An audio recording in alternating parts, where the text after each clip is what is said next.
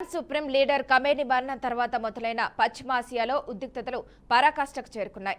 ఇక America Israel కూటమి ఇరాన్పై operation roaring lion పేరుతో విరుచుకుపడుతూ ఉండగా మరోవైపు లెబనాన్ సరిహద్దులో హిజ్బుల్లాలో యుద్ధం తీవ్ర రూపం దాల్చింది. అమెరికా ఇజ్రాయెల్ వాయుసేనలు రెండో రోజు కూడా ఇరాన్ రాజధాని టెహ్రాన్పై విరుచుకుపడ్డాయి. ఇక ఇరాన్ ఇంటెలిజెన్స్ ఏజెన్సీలు, రివల్యూషనరీ గార్డ్స్ ప్రధాన కార్యాలయాలే లక్ష్యంగా ఈ దాడులు జరిగాయి. రాజధాని నగరంలోని ప్రభుత్వ భవనాలు బాంబుల తాకిడికి ధ్వంసమయ్యాయి. ఇక ఇదే అంశానికి సంబంధించి మరింత సమాచారాన్ని మా మేనేజింగ్ ఎడిటర్ చిదంబర్ అందిస్తారు. చిదంబర్, చెప్పండి, ఈ అంశానికి సంబంధించిన అప్డేట్ ఏంటి? ఏదైతే ఖమేనీ హత్య తర్వాత, అంటే హత్య అంటే వీళ్ళు హత్య అని చెప్తారు, వాళ్ళేమో దాడి చేసి ఆయన్ని చంపేశాం మేము, ఎవరైతే ఇరాన్కి సంబంధించి గత 37 సంవత్సరాలుగా ఒక నియంతలాగా పాలిస్తున్నాడు దేశానికి, ఆయనే ఒక పెద్ద అడ్డంకిగా మారారు అని చెప్పేసి చెప్తున్న నేపథ్యం. అది కాకుండా ఏదైతే అణ్వాయుధాలు, అణు విద్యుత్ సంబంధించిన వాటిపైన ఇప్పుడు స్ట్రాంగ్ గా వెళ్లే ఖమేనీ ఆయన ఆ దేశాన్ని ఒక న్యూక్లియర్ వెపన్ గా మార్చే ప్రయత్నం చేస్తున్నారు. తద్వారా ప్రపంచాన్ని ఇబ్బంది పెట్టే, ప్రపంచాన్ని నాశనం చేసేంత అవకాశాన్ని క్రియేట్ చేసుకుంటున్నాడు. అండ్ ఖమేనీ థాట్ ప్రాసెస్ కూడా తప్పుగా ఉందని చెప్పే ప్రయత్నం చేస్తూ ఇజ్రాయెల్ కానివ్వండి, ఇజ్రాయెల్ కి సపోర్ట్ చేసే యుఎస్ఏ, అలాగే చుట్టూ దాదాపు 7 దేశాలు ఇవన్నీ కలిపి ఇరాన్ మీద యుద్ధాన్ని ప్రకటించి అది ముందుకు వెళ్తుంటే, అదే సందర్భంలో ఖమేనీ హత్య, ఖమేనీతో పాటు తన కూతురు, మనవరాలు, అల్లుడు వీళ్ళందరూ చనిపోవడము, 40 మంది టాప్ లీడర్స్ అందరూ చనిపోయిన తర్వాత ఓవరాల్ గా చూస్తే 200 మందికి పైగా ఆయన అనుచరులు, మిగిలిన వాళ్ళందరూ ఇరాన్ లో మృత్యువదపడిన తర్వాత జరిగిన పరిణామాలు ఏవైతే ఉన్నాయో ఆ పరిణామాలు కాస్త మరింత టెన్షన్ ని పెంచాయి. ఎందుకంటే చాలా మంది అనుకున్నారు ఖమేనీ చనిపోయిన తర్వాత యుద్ధం ముగిసిపోతుంది, ఎందుకంటే ట్రంప్ కూడా డే 1 చాలా క్లియర్ గా చెప్పే ప్రయత్నం చేశారు, 3 నుంచి 4 రోజుల్లోపు యుద్ధం ముగిసిపోతుందని. 26 స్టార్ట్ అయింది, సో ఇవాళ 4th డేగా మనము చూడాల్సి ఉంటుంది.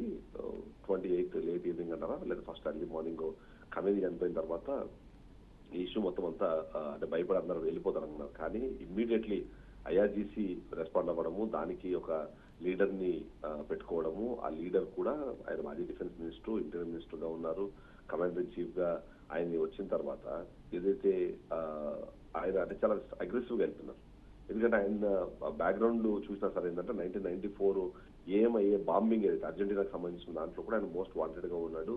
యుఎస్ శాంక్షన్స్ కూడా అవసరం ఎదుర్కొనే నేపథ్యంలో ఆయన ఖచ్చితంగా హార్డ్ లైన్ స్టాండ్ అనేది ఉంది అని చెప్పడానికి అదొక ఎగ్జాంపుల్ గా ఎవరైతే అహ్మద్ వహీదీ ఆయనని చేయడం, ఇంకా ఖమేనీ కుమారుడు ఎవరైతే ఉన్నారో మెజ్దబా ఖమేనీ కొత్త సుప్రీం లీడర్ గా నియమించే ప్రయత్నాలు జరుగుతున్న నేపథ్యంలో కూడా చాలా స్ట్రాంగ్ గా వీళ్ళు వెళ్లాలనే ప్రయత్నం చేస్తున్నారు. అందులో భాగంగానే ప్రతీకార దాడులు అన్నవి ఇంకా పెంచారు ఇప్పుడు, అంటే అంత ముందుతో పోలిస్తే ఇంకాస్త అగ్రెసివ్ గా వెళ్తున్నారు. అందులో ముఖ్యంగా ఏదైతే ఇరాన్ అయితే రిటాలియేటరీ దాడులన్నీ మరింతగా తీవ్రతరం చేయడం కానివ్వండి, గల్ఫ్ దేశాల్లో యుఎస్ బేసెస్ ఎక్కడైతే ఉన్నాయో వాటి మీద, అంతేకాకుండా సివిలియన్ ఏరియాల పైన కూడా మిసైల్, డ్రోన్ దాడులను కొనసాగించడం చూస్తే మాత్రం అంటే వీళ్ళు అగ్రెసివ్ గా వెళ్తున్నారని తెలుస్తుంది.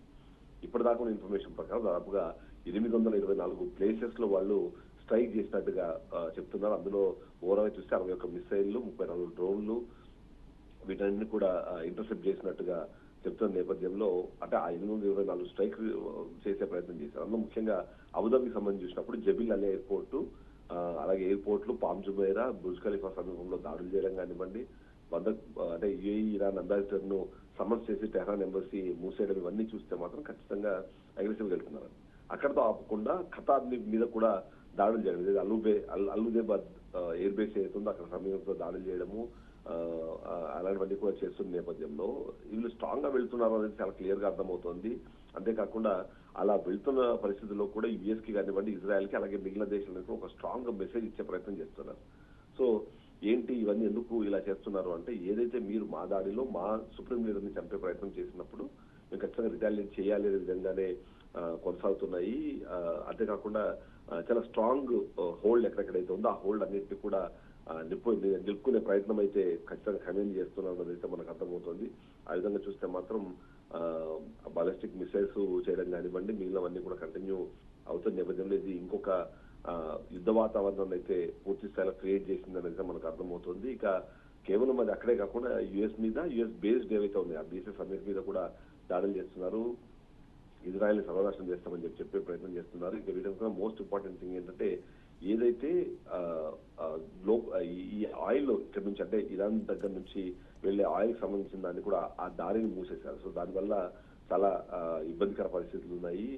సో దానివల్ల రాబోయే కొద్ది రోజుల్లో ఆయిల్ ప్రైజెస్ రైజ్ అయ్యే అవకాశం ఉంది. షిప్పింగ్ ఇండస్ట్రీ ఇబ్బంది పడే అవకాశం ఉంది. అది కాకుండా ఇప్పటికే ఇరాన్ అలాగే ఇజ్రాయెల్ మీద నుంచి వెళ్ళకూడని నేపథ్యంలో ఎయిర్ ట్రావెల్ సంబంధించిన డిస్టర్బెన్స్ అన్నది కంటిన్యూ అవుతోంది. ఇక గల్ఫ్ దేశాలు ఏవైతే ఉన్నాయో సెల్ఫ్ డిఫెన్స్ వాళ్ళు చేసుకునే క్రమంలో వేరే దేశాలకు సంబంధించిన ఫ్లైట్స్ కూడా దాని మీద నుంచి ఎగరకుండా ఆపుతున్న నేపథ్యంలో మొత్తం గ్లోబల్ ఇంపాక్ట్ అయితే దీని మీద డెఫినెట్లీ మనకు కనిపిస్తుంది అని చెప్పాలి. ఆ కారణంగానే ఇది ఇంకా కంటిన్యూ అవుతుంది అనేది. Okay, thank you Chidambar.